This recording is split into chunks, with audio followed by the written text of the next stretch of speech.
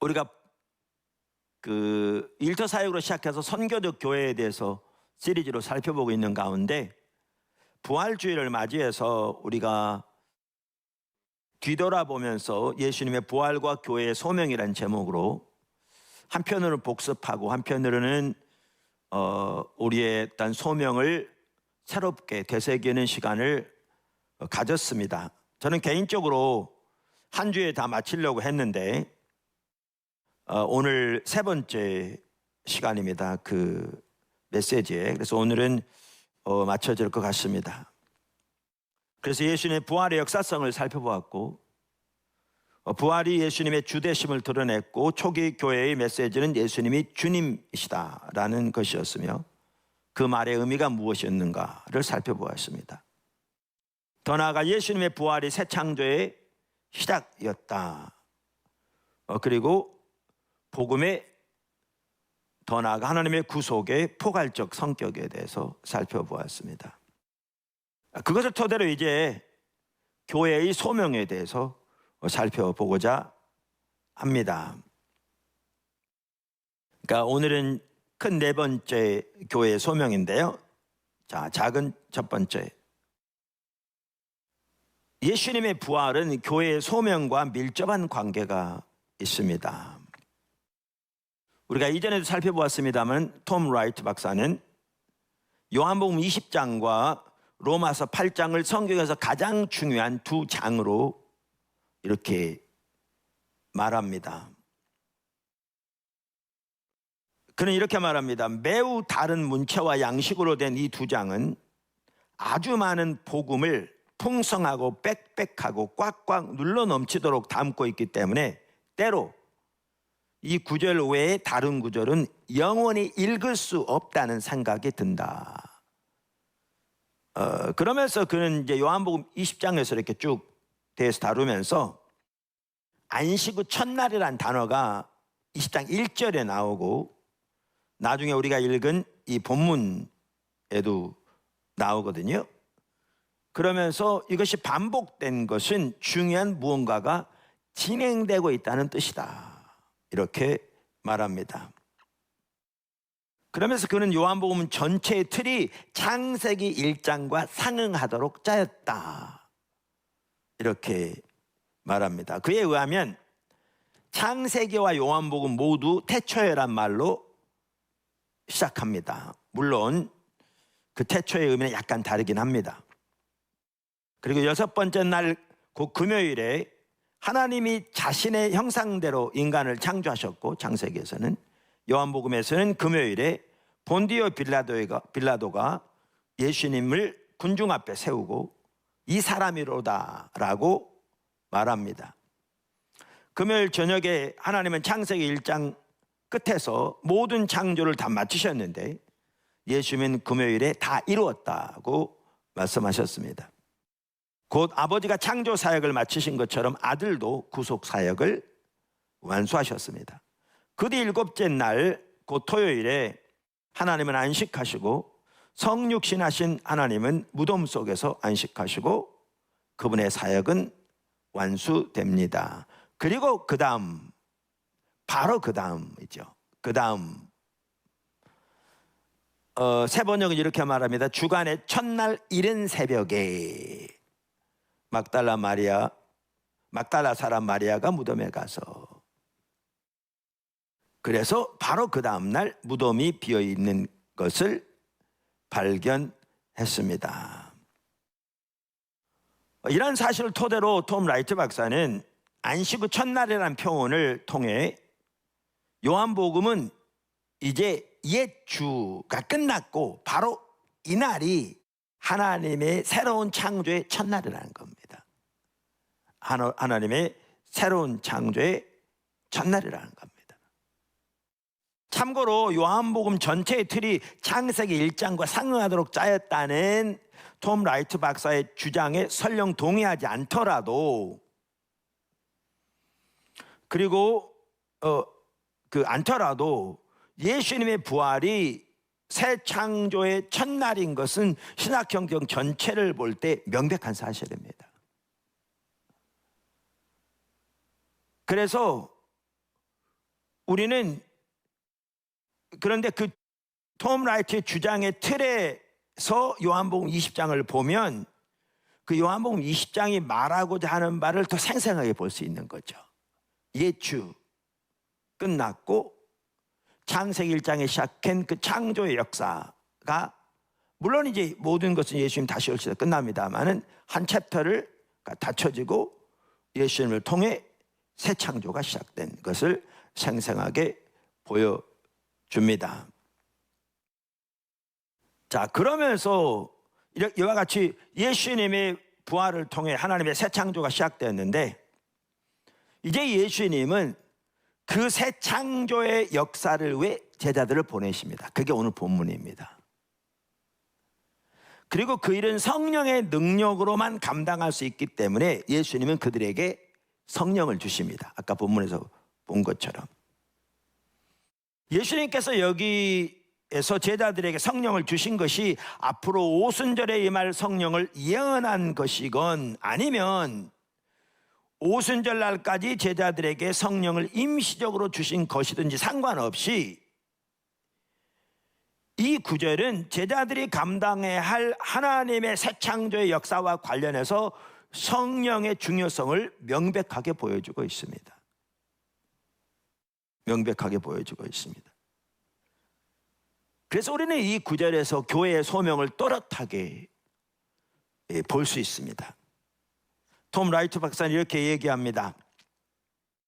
우리가 알듯이 후기 근대주의 문화 속에서 설교자와 신학자들이 부활절 이야기의 요점이 지난주에 슬픔이 끝나고 행복한 결말을 제공하는 것이거나 사후의 삶과 같은 것이 존재한다는 것을 우리에게 확신시키는 일이라고 상상하는 것은 너무나 손쉬운 일이었다. 그렇게 많이 했다 그 말이죠.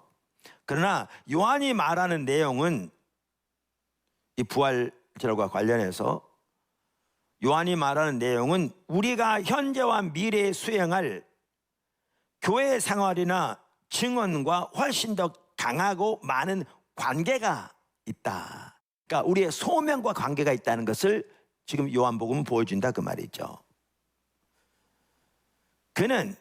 사도 요한은 당연히 성령의 감동으로 부활이 하나님의 새로운 창조 세계의 시작이며 그래서 우리가 해야 할 일이 있다고 주장하고 있는 것이다.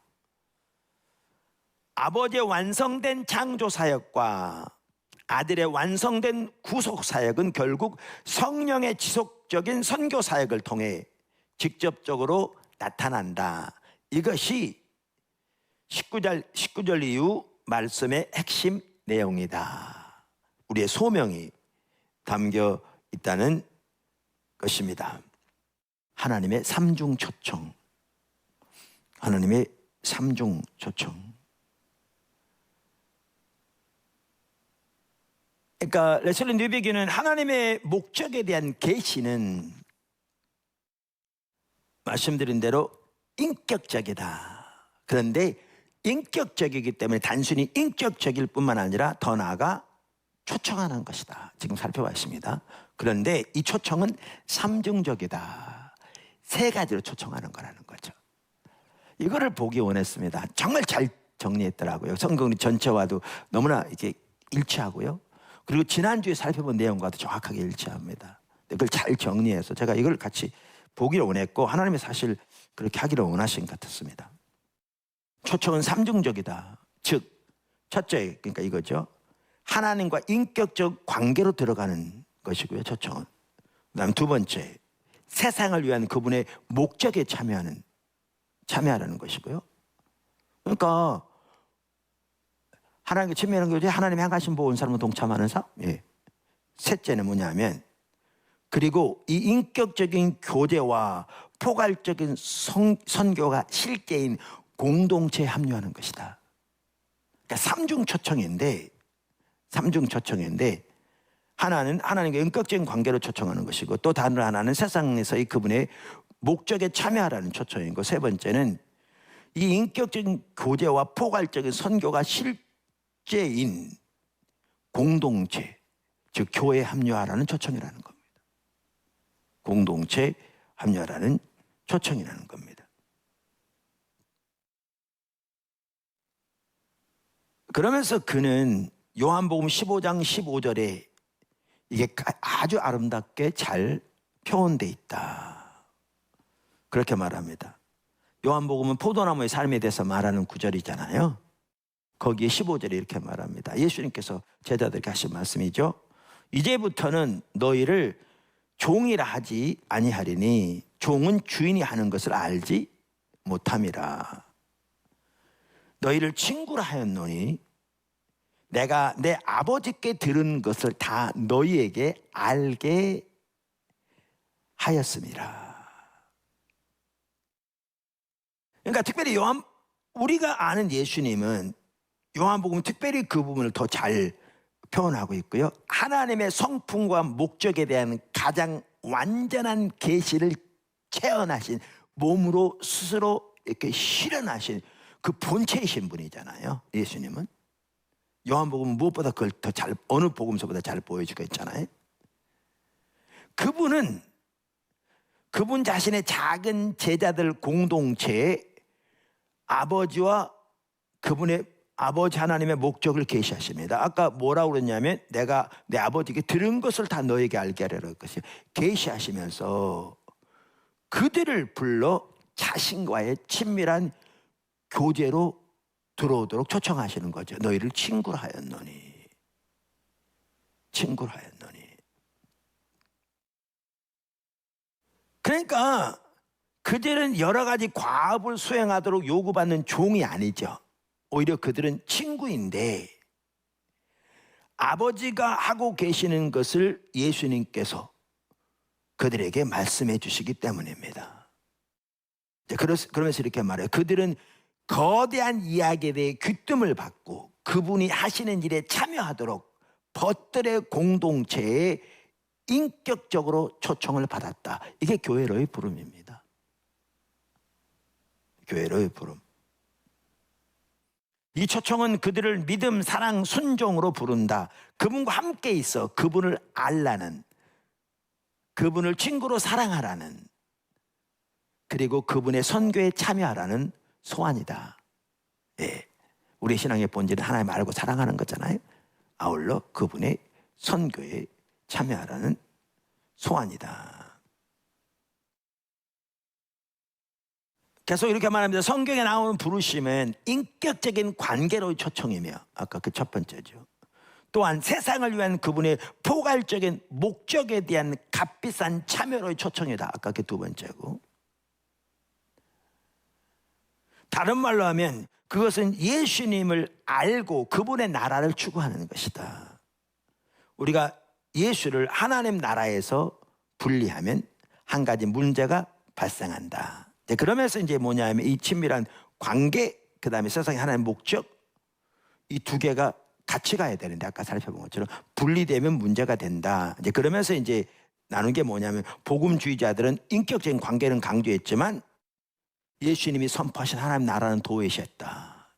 그러니까 우리의 신앙이 사적으로 축소돼 버린 거죠. 반면에 초교파주의 전통은 하나님 나라 선교의 폭은 강조하지만 그래서 그에 따라 사회적, 정치적, 경제적, 문화적 정점들에 대한 관여는 강조했지만 주님과 인격적 관계는 도외시해버린, 그러다 보니까 선교는 또 다른 사회 프로그램이나 정치 운동이 돼버렸다. 이 문제점을 이렇게 제시하고 있는 거죠. 이 삼중 초청이 같이 가야 되는데 이것이 분리될 때 문제가 된다. 그걸 지금 제시하고 있는 거죠.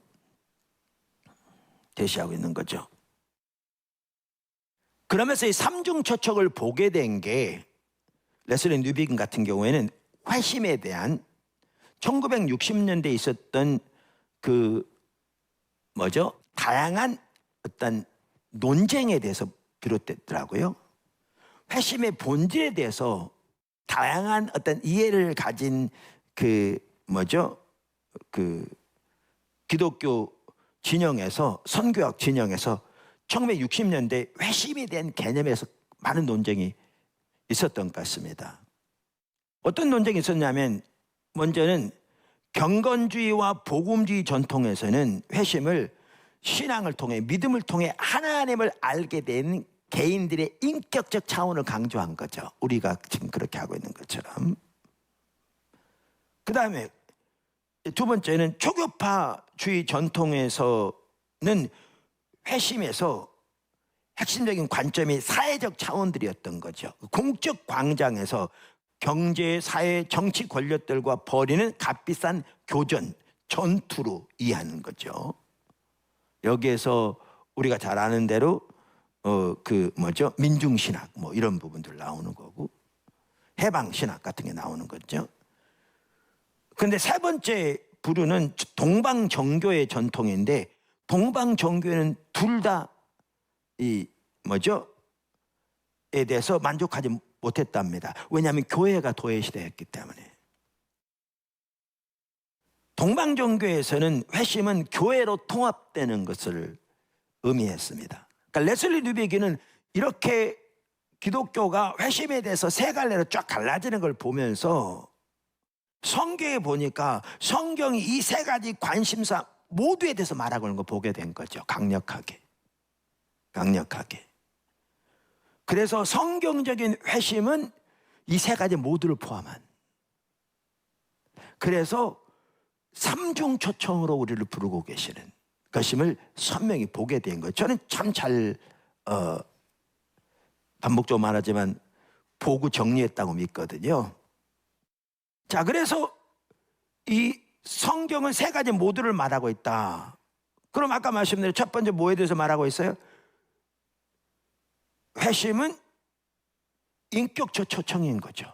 첫째는 우리는 예수를 믿고 사랑하고 따르고 그분과의 관계에 들어가도록 성경은 초청하고 있는 거죠. 이게 회심의 핵심이죠. 또 회심은 두 번째, 예수님에게 우리의 충성을 바치도록 우리를 부르고 있는 거죠. 그리로 나가는 것이 회심인 거죠. 그러니까 초청은 값비쌉니다. 우리는 세상을 향한 예수님의 선교에 함께 하도록, 그분의 나라에 대항하는 권세들에 도전하도록 포괄적이고 값비싼 순종을 나타내 그렇게 행하도록 우리는 부름을 받는 거죠. 이게 회심의 또한 중요한 핵심적인 두 번째 요소인 거죠. 마지막으로 회심은, 초청은 공동체적인 것이죠. 그것은 침례를 받고 공동체에 합류하라는 초청인데, 그 공동체는, 즉 교회를 말하는데, 예수님을 따르면서 그분을 아는 공동체이며 그분의 선교에 참여하면서 인간 삶의 모든 영역에서 값비싼 순종을 나타내는 공동체인 거죠. 이 세 개가 다 회심에 포함된 핵심적인 요소들이고, 이 세 개로의 초청이 하나님의 인격적인 초청인 거죠. 정말 잘하고 있는 거죠. 잘 표현하고 있는 거죠. 근데 여기에 지난주에도 나눴는데 순서가 매우 중요합니다. 그러니까 성경 이야기의 우주적, 공동체적, 인격적 논리라고 표현하고 있는데요. 성경 이야기의 우주적, 공동체적, 인격적 논리라고 표현했는데 매우 순서가 중요한 거죠. 무슨 말이냐면 제가 이렇게 첫째, 둘째 하는 거 여러분 이해하기 쉽도록 하는 겁니다. 첫째, 성경은 인간 외 창조 세계의 맥락에서 인간 삶의 모든 것이 우주적으로 다시 새롭게 되는 이야기를 말하고 있죠. 우리가 살펴본 대로. 그 다음에 두 번째, 이 우주적인 이야기의 중심에는 이 이야기의 목적을 구현하도록 부르심을 받은 선택된 공동체가 있죠. 교회. 그 다음에 세 번째, 이제는 모든 사람이 그 공동체에 인격적으로 초청을 받으며 그 안에서 성경 이야기의 우주적인 구원에 참여하고 또 그 이야기가 알려지는데 공동체의 일부로 자신의 역할을 하도록 요청되는 거죠. 그러니까 뭐부터 시작되냐면 우주적, 공동체적, 인격적, 이 순서대로 연결된다는 거죠. 중차대하는 문제는 뭐냐 하면 구원을 개인적인 것으로 축소하고 그것을 성경 구원, 선교를 이해하는 출발점으로 삼을 때 기독교 신앙의 본질 자체가 오해될 수 있다, 이렇게 말합니다.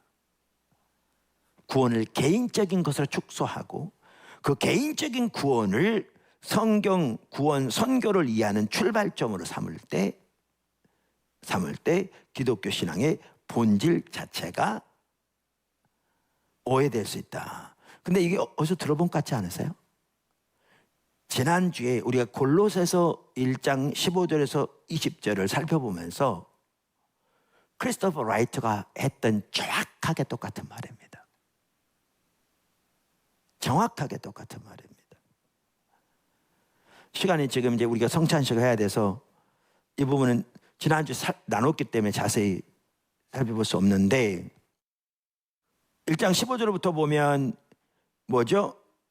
성경은 모든 피조 세계와 예수님의 관계를 말하고 있거든요. 그 다음에 공동체로 넘어갑니다. 그리고 나중에 이어서 우리 각자가 어떻게 이 구원에 동참하게 되었는지를 말하고 있습니다.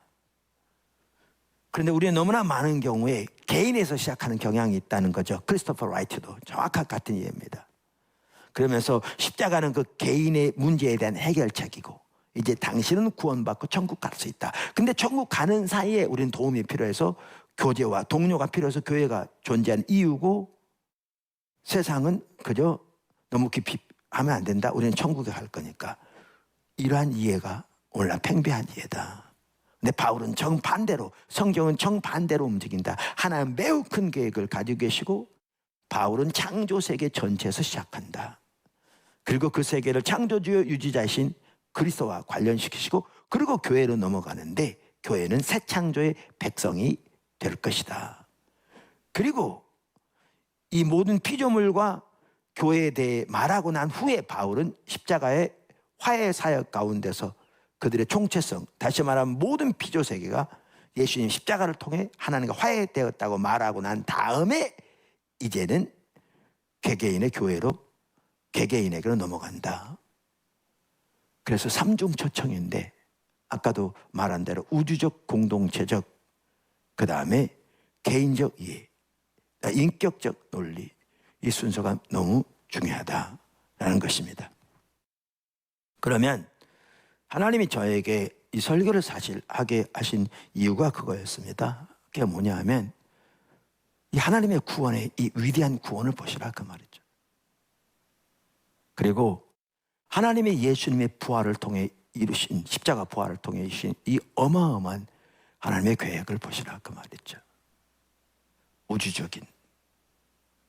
그리고 이 하나님의 계획에서 이 일을 먼저 실현하고 증거하도록 공동체를 세우시고 그리고 우리 각자를 그리로 부르셔서 삼중적인 초청, 어느 것 하나 분리될 수 없는 이러한 것을 우리 모든 성도들이 이해하고 이 하나님의 목적에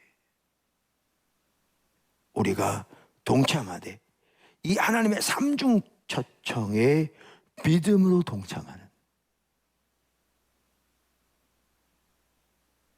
여기에서는 말씀드린 대로 그냥 사적인 구원으로 자기 필요에 따라서 적당히 때로 인터넷 접속해서 필요한 것을 체험받는, 공급받는, 그 때로는 교회에 필요해서 와서 도움받고 그렇지 않으면 혼자 신앙생활한 이런 식의 신앙은 전혀 성경에 말하고 있지 않는 것을 선명히 인식하고 참된 정말 이 새 창조의 하나님의 역사에 동역자로 부르시고 그 백성으로 부르신 우리들을 향한 소명과 아이덴티티와 신분과 또 우리의 위치를 명확하게 알기를 원하셨고 그 자리를 초청하기 원하셨습니다. 새롭게. 그래서 이걸 나누게 되었습니다.